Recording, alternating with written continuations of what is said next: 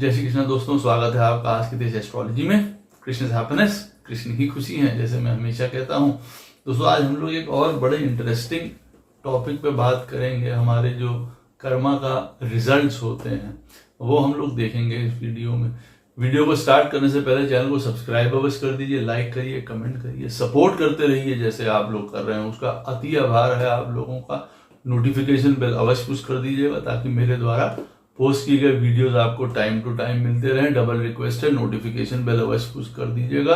Video आपको अच्छा लगे तो अवश्य शेयर भी करिएगा। जिनको पर्सनल कंसल्टेशंस लेनी है अपने जीवन के बारे में, दशा के बारे में, हैंड रिटन पत्रिका मुझसे बनवानी है, बहुत आसान है। मेरे नंबर्स वीडियो में फ्लैश होते रहते हैं, वीडियो के डिस्क्रिप्शन बॉक्स में नीचे दिए रहते हैं। आप मुझे ईमेल के थ्रू भी संपर्क कर सकते हैं। इतना ध्यान रखिएगा बंधुओं, जो पर्सनल कंसल्टेशंस होती हैं वो पेड होती हैं। जिनको ज्योतिष विद्या सीखनी है, वास्तुशास्त्र सीखना है, न्यूमरोलॉजी सीखनी है, अवश्य मुझे संपर्क कर सकते हैं। इन्हीं नंबरों पे मैसेज करके, व्हाट्सएप करके, ईमेल के थ्रू कोर्स का विवरण प्राप्त कर सकते हैं। तो दोस्तों जो आज का ये वीडियो है हमारे कर्मा का या रिजल्ट क्या होता है, मतलब हम जो कर्म करके आए होते हैं उनका हमको रिजल्ट्स कैसे पता चलता है, कौन कौन सी दशाओं में हमें उसका अच्छा या बेटर रिजल्ट मिलेगा, या कौन सी दशाएं हमारे लिए टफ भी आएंगी। देखिए सबसे इंपॉर्टेंट पॉइंट आता है, आदमी को हमेशा लगता है कि भाई जो उनका लगन है वो बहुत ज्यादा इंपॉर्टेंट है। हाँ, लगन हमारा इस धरती पे आना हमारे सेल्फ को बताता है। जो हमारी लगन की कुंडली होती है वो बताता है कि भाई हमारा ये लगन है, ये हमारी फिजिकल सेल्फ है, ये हमारे माता पिता हैं, ये हमारा कर्म है, ये प्रोफेशन है, ये हमारी फैमिली है, वो सब बताता है। पर उनका रिजल्ट हमको किस प्रकार से प्राप्त होगा वो बताता है हमारा D9 चार्ट या नवमांश चार्ट। बहुत इंपॉर्टेंट है दोस्तों, ये बात अवश्य याद रखिएगा। जीवन के जितने भी कर्म हैं वो आप तभी फाइनलाइज कर सकते हैं जब आप अपने नवमांश को सही तरीके से स्टडी करेंगे या सही तरीके से उसकी जानकारी आपको प्राप्त होगी। आपकी पत्रिका में मान लिया जाए, उदाहरण दे रहा हूं इसलिए क्योंकि नवमांश कितना इंपॉर्टेंट है, कि अगर आपकी पत्रिका में लगन कुंडली में मान लिया जाए कि आपके लगन का स्वामी उच्च का बैठा हुआ है, वेरी गुड, अच्छा बताता है। लेकिन अगर यही प्लैनेट आपकी पत्रिका में नवमांश में जाके नीच का हो जाता है और वो भी छठे, 8वें या 12वें स्थान में बैठा हुआ है, तब आप मान के चलिए कि जीवन में समस्याओं का कोई अंत नहीं होगा। तो आप समझ सकते हैं कि कितना भारी फर्क डालता है D9 या नवमांश। और वो क्यों डालता है? क्योंकि D9 चार्ट हम लोग विवाह के लिए तो देखते ही देखते हैं, क्योंकि विवाह जैसे मैं पहले भी बता चुका हूं, एक हमारे धर्म में जो है एक वो धार्मिक कार्य है, एक जिसको कहा जाए, हम वो रिलीजन से जुड़ा हुआ है। हमारे जीवन में जो विवाह होता है अग्नि से जुड़ा हुआ है, रिलीजन से जुड़ा हुआ है। तो हम लोग, हमारे सबके कॉन्सेप्ट में जो विवाह का एक दिमाग में जो हमारे बैठा हुआ है वो यही बैठा हुआ है कि वो धर्म से रिलेटेड है, धर्म से जुड़ी हुई चीज है हमारे वहां पे विवाह। और देखिए इसीलिए इसका बहुत महत्व भी है हमारे लिए लाइफ में।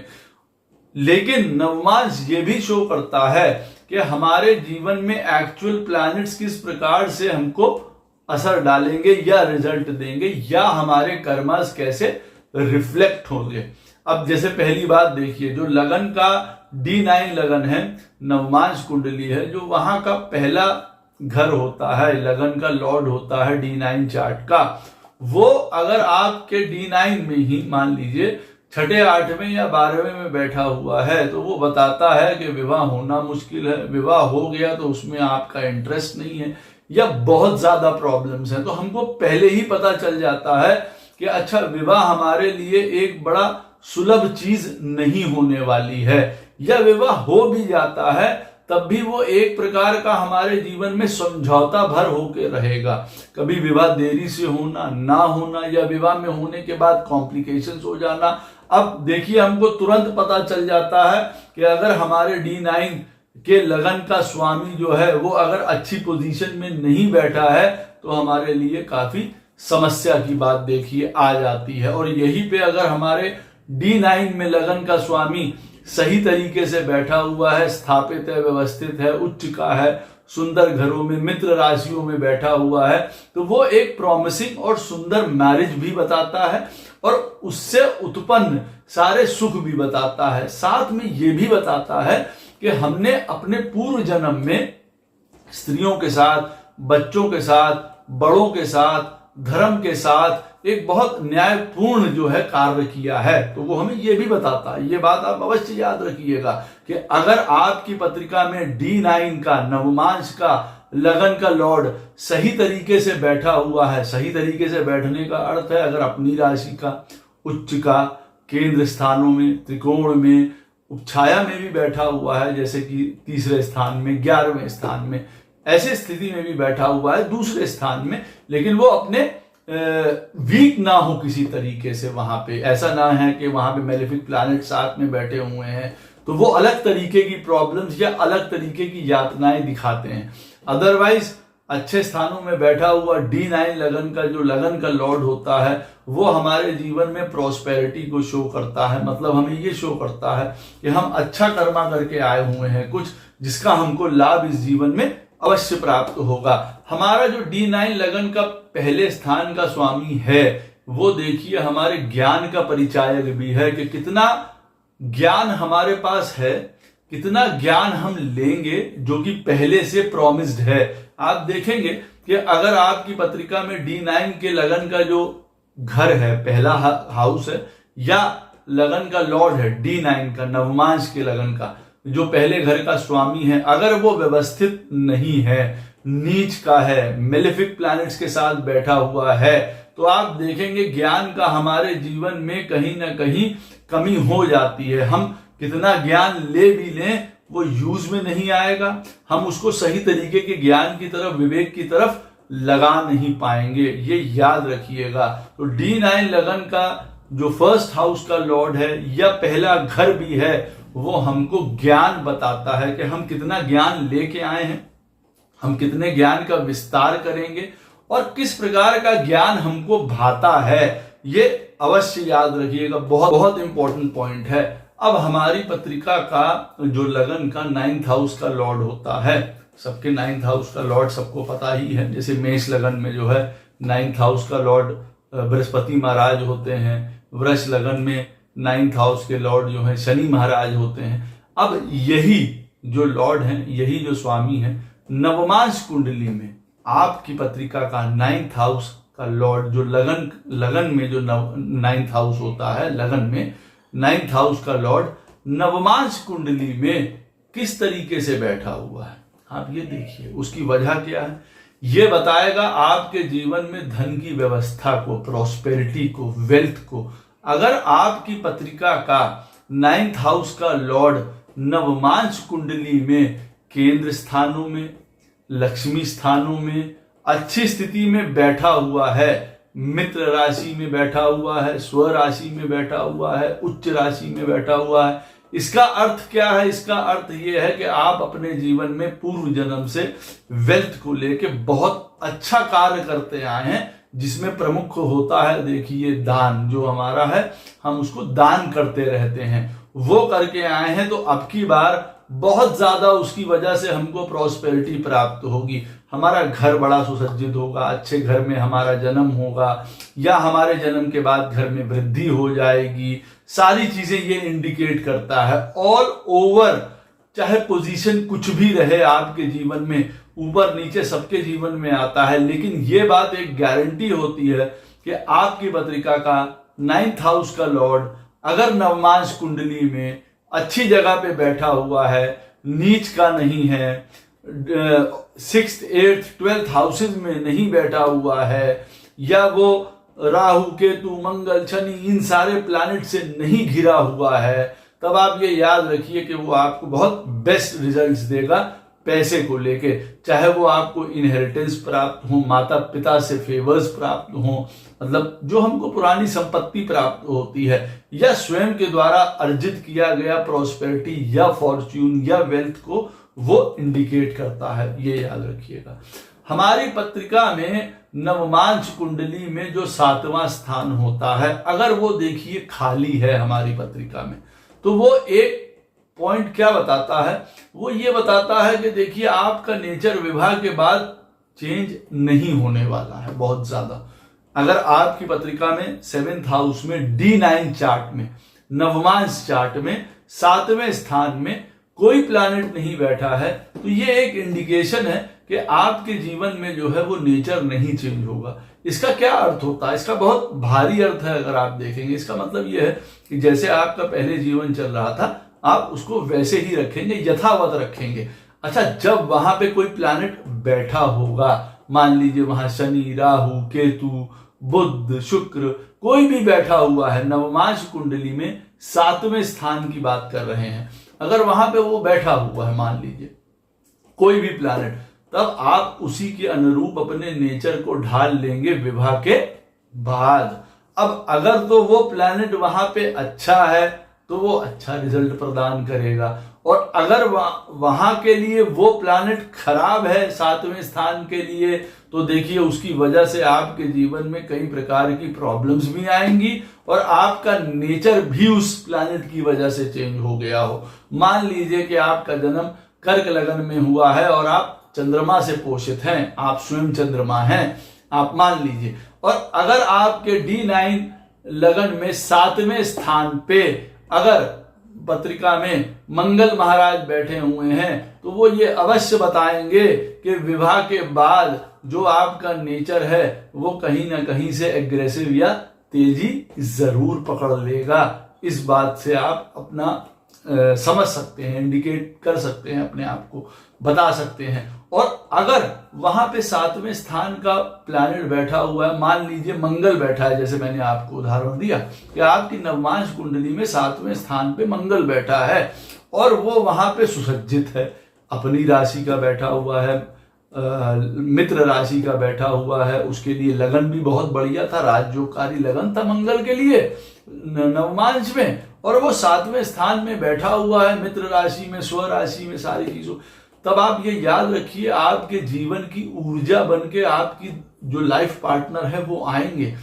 जो भी काम है जिसमें हमको जीवन में एक युद्ध सरीखा अनुभव करेंगे, जैसे आप देखेंगे कोई बड़े से बड़े काम है, वहां बड़ी ऊर्जा लग रही है, बड़ी एनर्जी लग रही है, तो आपका लाइफ पार्टनर पूरी तरीके से आपको सपोर्ट करेगा, आपके लिए ढाल बन के खड़ा हो जाएगा। आपका लाइफ पार्टनर आपके आगे किसी प्रकार की परेशानी नहीं आने देगा, उसी प्लैनेट के अनुरूप। अब अगर वहां पे सैटर्न बैठा हुआ है और वो अगर वहां पे सुंदर है, D9 में 7th हाउस में बैठा हुआ शनि आपकी पत्रिका में, मान लीजिए अपनी स्व राशि का, मित्र राशि का, मित्र लगन का वहां पे बैठा हुआ है, तो पूरी की पूरी रिस्पॉन्सिबिलिटी जीवन की आपकी धर्मपत्नी या आपके हस्बैंड आपके साथ शेयर कर लेंगे। पूरे हार्ड वर्क, रिस्पॉन्सिबिलिटीज, आपका पूरा सपोर्ट करने वाले इन सारी चीजों में, मेहनत में जिसको कहा जाए, सैटर्न क्योंकि सर्विस का, सेवा का, मेहनत का, रिस्पॉन्सिबिलिटी का कारक है, वो सारा कुछ साथ में मिल के आपके लेंगे।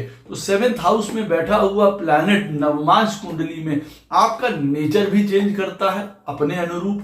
दूसरी बात, अगर वहां पे वो सुसज्जित है तो आपका लाइफ पार्टनर उसी प्लैनेट के हिसाब से आपको सपोर्ट भी करेगा पूरा पूरा। अब वहां पे शुक्र और बुध बैठे हुए हैं 7वें स्थान में, राजसिक प्लैनेट है, तो पैसे से, प्रॉस्पेरिटी से, प्रेम से पूरी तरीके से आपको वो सपोर्ट करेंगे। यहां पे ये चीज सपोर्ट करता है।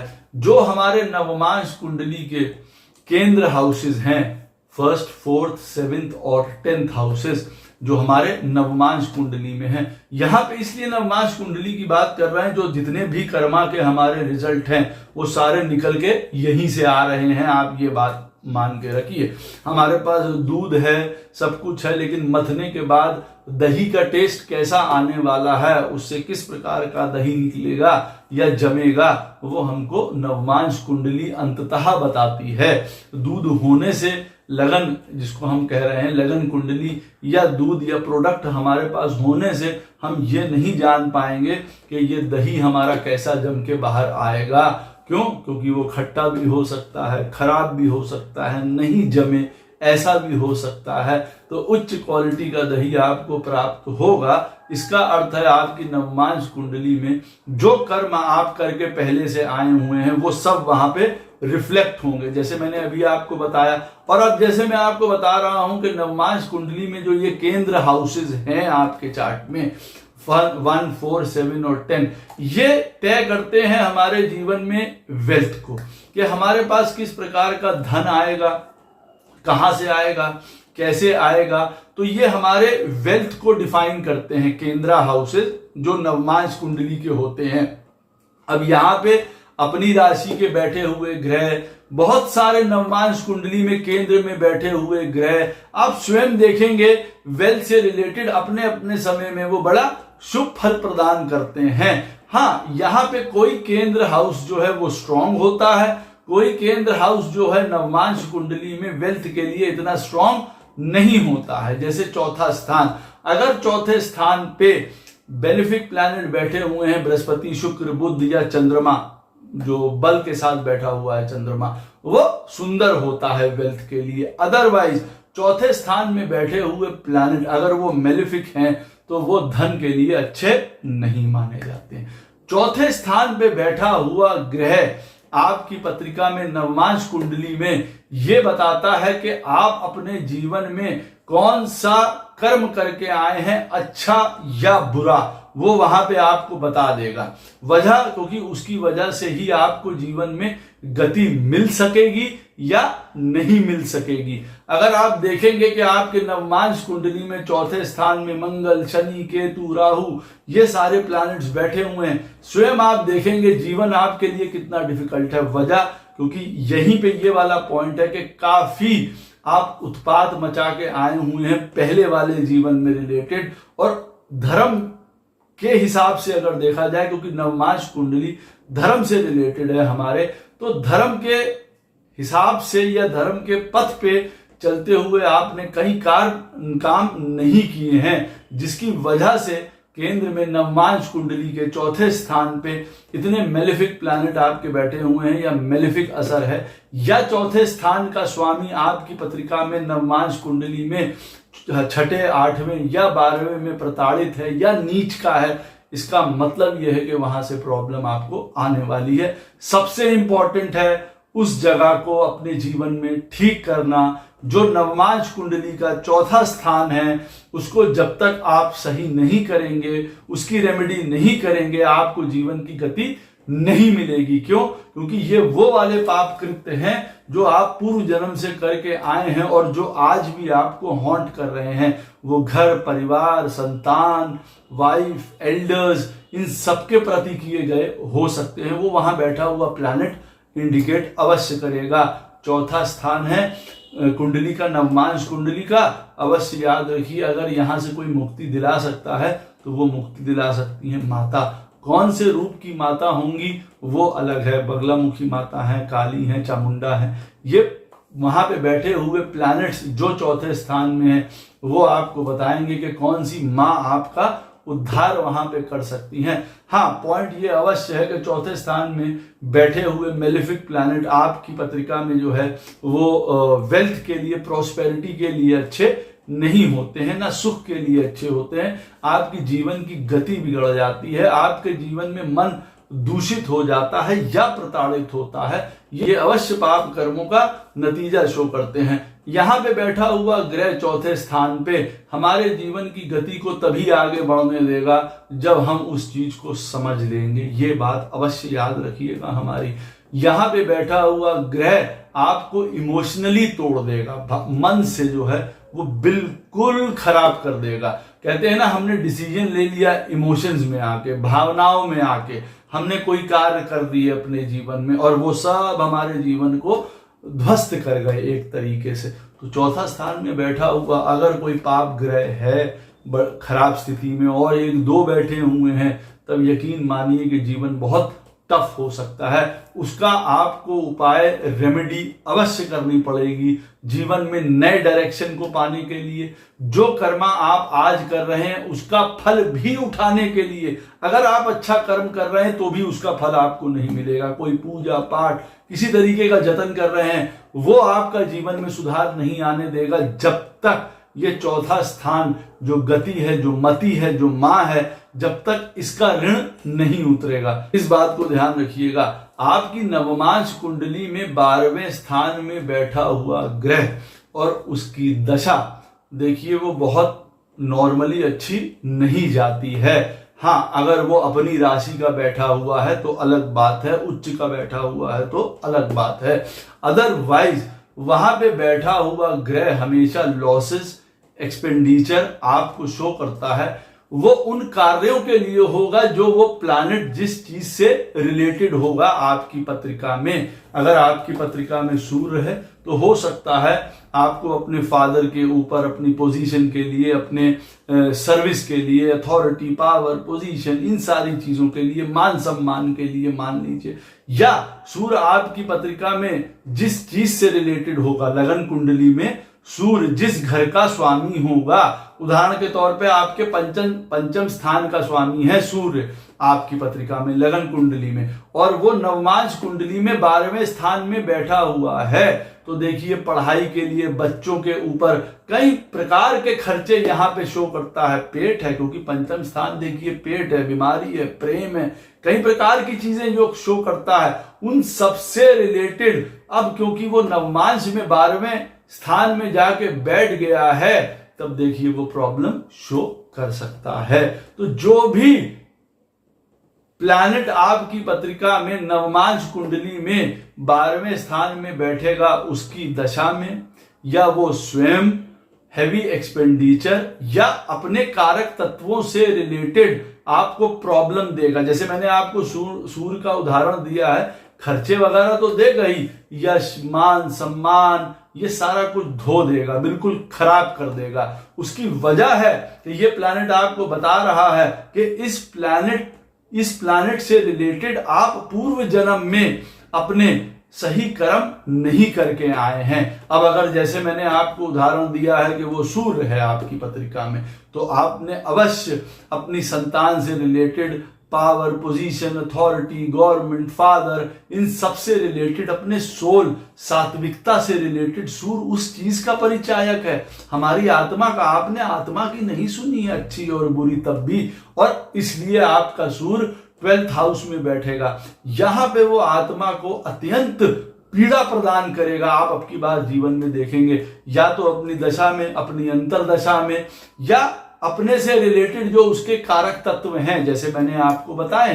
तो 12वें स्थान में बैठा हुआ प्लैनेट नवमांश कुंडली में नॉर्मली बुरा रिजल्ट देता है। कई बार 12वें स्थान में बैठा हुआ नवमांश में शुक्र या वीनस भी रिजल्ट खराब प्रदान करता है। ये बात अवश्य ध्यान रखिएगा। हाँ, 12th हाउस में बैठा हुआ ग्रह आपको जीवन में कुछ एक डिवाइन या एक्स्ट्रा क्वालिटीज प्रदान कर सकता है, ये बात है। अब जैसे हम बात करते हैं सन की बात कर रहे थे, जैसे सन आपके 12th हाउस में अगर बैठा हुआ है नवमांश कुंडली में, तो जो आपके अंदर का क्रिएटिव या आर्टिस्टिक टैलेंट होगा, कोई भी मान लीजिए, तो वो इस प्रकार का होगा कि वो बड़ा डिवाइन होगा। जैसे कोई नृत्य करता है, कोई डांस करता है नॉर्मली अपने आप को प्रसन्न करने के लिए या लोगों को प्रसन्न करने के लिए। अब अगर आपके D9 चार्ट में 12th हाउस में सन रियलिटी में बैठा है, तो ऐसे व्यक्ति जीवन में कोई आर्टिस्टिक टैलेंट होगा या कोई डांस, उनका जो क्वालिटीज होंगी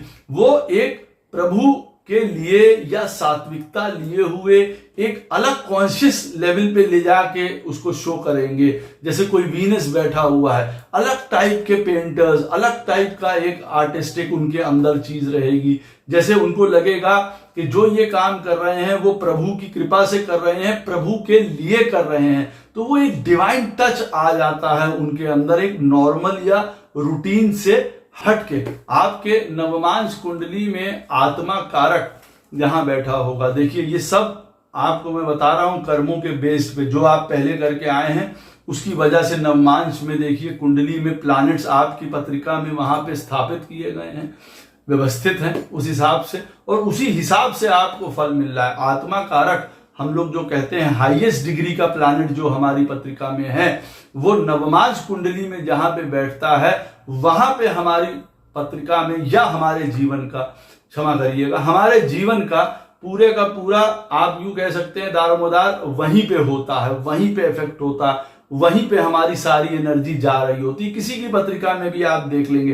तो नवमांश क्यों, आत्मा कारक हम अपने लगन में क्यों नहीं देख सकते हैं, नवमांश कुंडली में जाके ही क्यों देखना है? वजह क्योंकि वो हमारे सोल है, वो हमारी आत्मा का प्लैनेट है, जो हमारी आत्मा चाहती है। और आत्मा हमेशा धर्म से जुड़ी हुई है, क्योंकि वही उसको मुक्ति का मार्ग प्रशस्त करता है। इसीलिए नवमांश आत्मा कारक हमारी नवमांश कुंडली में जिस घर में बैठेगा उस घर की तरफ आपको इशारा करेगा सुधारने के लिए, या वहां से रिलेटेड आपके जीवन का कर्मा प्रमुख होगा। जैसे आप मान लीजिए आपकी पत्रिका का आत्मा कारक 12th हाउस में नवमांश कुंडली में बैठा है, जातक अवश्य देखिए धर्म, स्पिरिचुअलिटी, ज्ञान, मोक्ष, आपका फॉरेन, इन सारी चीजों से रिलेटेड उसके जीवन में अवश्य आप इफेक्ट देखेंगे। यस ऑफ कोर्स, पेन भी, परेशानी भी, ह्यूमिलेशन भी, 12वां स्थान उन चीजों से रिलेटेड भी है। कई चीजों को छोड़ देना, त्याग देना,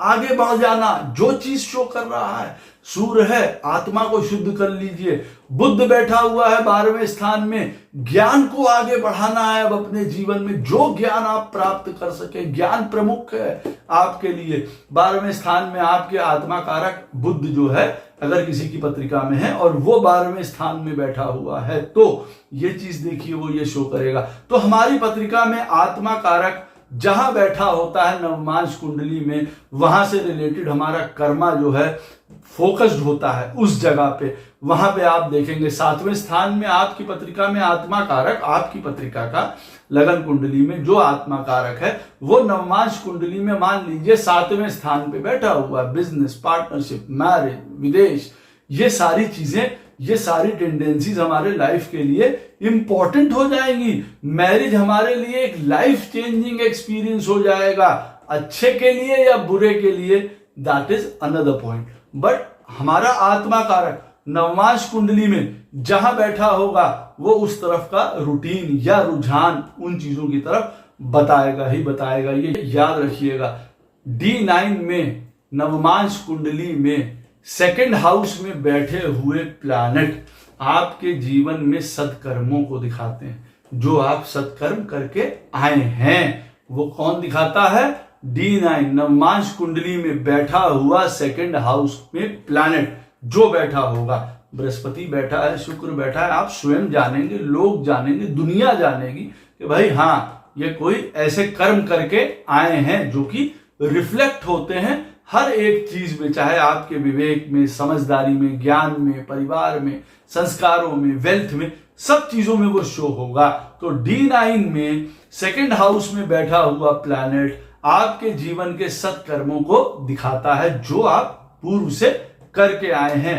ऑफ कोर्स वहां पे अगर मेलेफिक प्लैनेट या बैड प्लैनेट बैठे हुए हैं पत्रिका में, वो बैड कर्मा शो करते हैं, कई प्रकार के अधर्म शो करते हैं जो आप जीवन में करके वहां पे आए हैं। 2nd हाउस जो नवमांश कुंडली का होता है वो इस चीज को रिफ्लेक्ट करता है। क्यों? क्योंकि ये हमारे बिगिनिंग से रिलेटेड, ज्ञान से रिलेटेड है। आपको क्या ज्ञान था, क्या संस्कार थे, आपकी क्या मोरल वैल्यूज थी उस समय, आपको वो चीज शो करता है 2nd हाउस में बैठा हुआ प्लैनेट। और अगर 2nd हाउस में कोई प्लैनेट नहीं बैठा है आपके, तो 2nd हाउस का के ऊपर जिसका सबसे ज्यादा इफेक्ट होगा, मालूम पड़ा कोई प्लैनेट 2nd हाउस को देख रहा है, वो आपको उन चीजों के बारे में बताएगा। 2nd हाउस का लॉर्ड कहां जाके बैठा हुआ है वो भी आपको इस और जो है वो रिलेट करेगा या इंगित करेगा।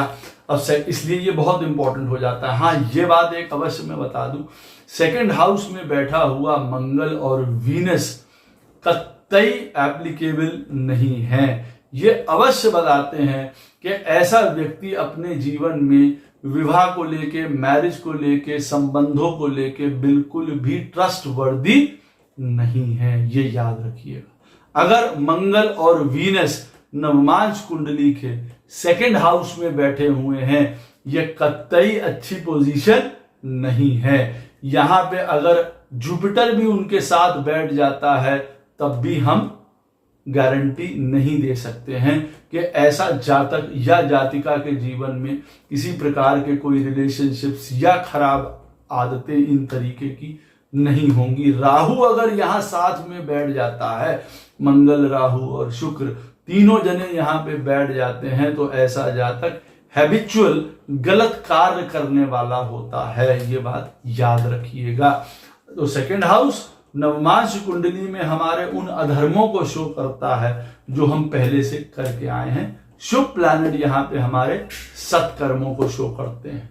हमारी नवमांश कुंडली में बैठे हुए 6th और 11th हाउस में प्लैनेट, जो वहां छठा स्थान है और जो 11वां स्थान है, वो देखिए वहां पे बैठे हुए प्लैनेट हमको अर्थ तो शो करते हैं, पैसा तो शो करते हैं हमारे जीवन में, लेकिन पेन और पनिशमेंट के साथ। ये बात याद रखिएगा। उनकी दशा में, उनके समय में वो प्लैनेट जो आपकी नवमांश कुंडली में छठे स्थान पे और 11वें स्थान पे बैठे हुए हैं, वो ये याद रखिएगा, वो पेन शो करेंगे, कई प्रकार के दंड शो करेंगे, पनिशमेंट शो करेंगे, जरूर शो करेंगे।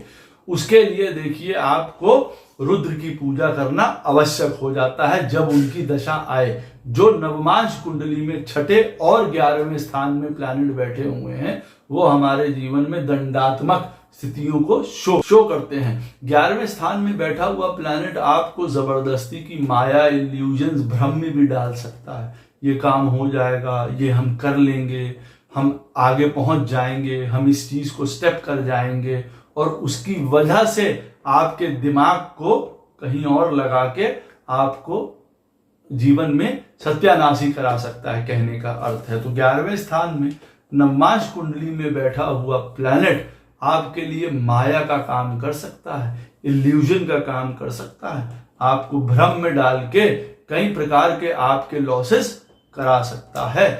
आपके नवमांश कुंडली में 8वें स्थान में बैठा हुआ प्लैनेट की दशा खराब हो सकती है, बहुत खराब हो सकती है। वो अपनी दशा में देखिए 8वें स्थान में जो नवमांश कुंडली में 8वें में प्लैनेट बैठा होगा, वो देखिए एक प्रकार का एडिक्शन दिखाता है, एक प्रकार की ऐसी चीजों को या ऐसे कर्मों को दिखाता है जो कि हम जिससे पार पा नहीं सकते, उसका हमको खमियाजा उठाना पड़ेगा ही पड़ेगा। हमें उसका दंड कह लीजिए, दंश कह लीजिए, प्रॉब्लम कह लीजिए, हमें उसकी उठानी ही पड़ेगी। हम उसके लिए दान, ये तू मैं नहीं कर सकते हैं। अष्टम में बैठा हुआ नवमांश कुंडली में प्लैनेट सबसे ज्यादा बुरा हो सकता है। उस कर्मा को खत्म करना नामुमकिन हो जाता है। कई बार वो दशा में प्रॉब्लम देता है, कई बार वो अपने एडिक्शन से, फेलियर से, कई प्रकार के जो वो प्लैनेट रिप्रेजेंट कर रहा है, और कई बार मैरिज को सत्यानाश कर देता है।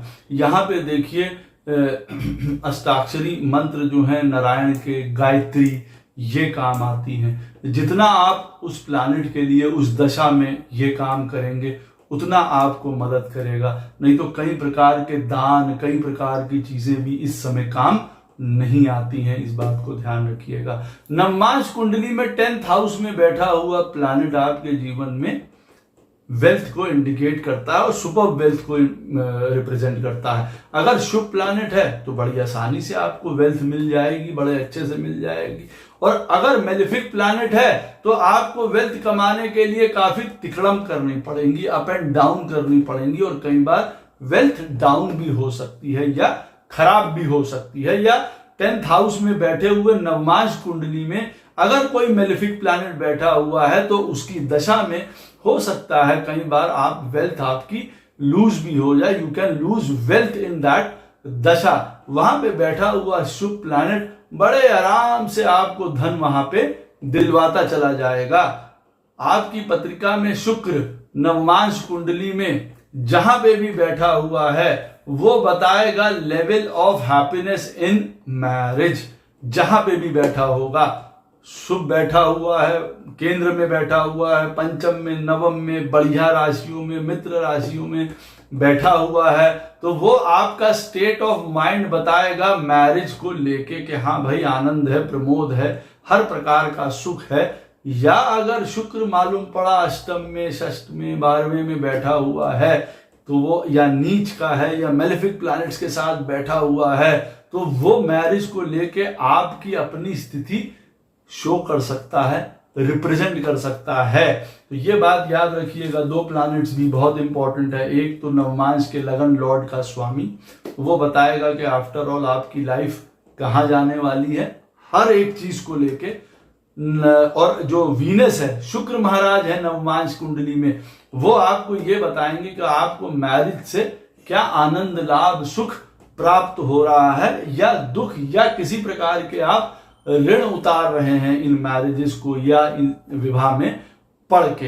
एक और बात है, अब लास्ट में इसका एक और पार्ट बाद में बनाएंगे जो केंद्र हाउसेस से भी रिलेटेड, या नवमांश की कुछ और बातें हैं हमारे पास्ट लाइफ की कर्मा की जो नवमांश बताता है।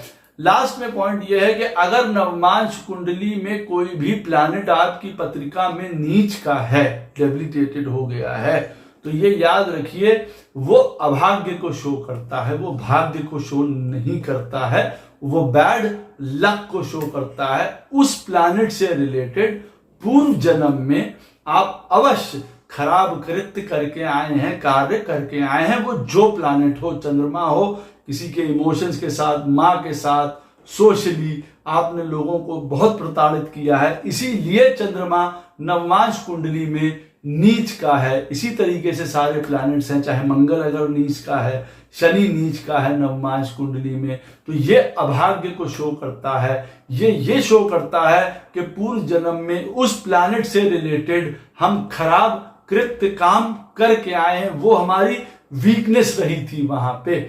आशा करता हूं ये वीडियो आपको अवश्य पसंद आएगा। जो भी कोई भी प्रश्न हो इस वीडियो से संबंधित अवश्य मुझसे कमेंट सेक्शन में पूछ लीजिएगा, कोशिश करूंगा उसका उत्तर आपको अवश्य प्रदान करूं। वीडियो अच्छा लगे तो शेयर अवश्य कर दीजिएगा। राधे राधे, जय श्री कृष्ण।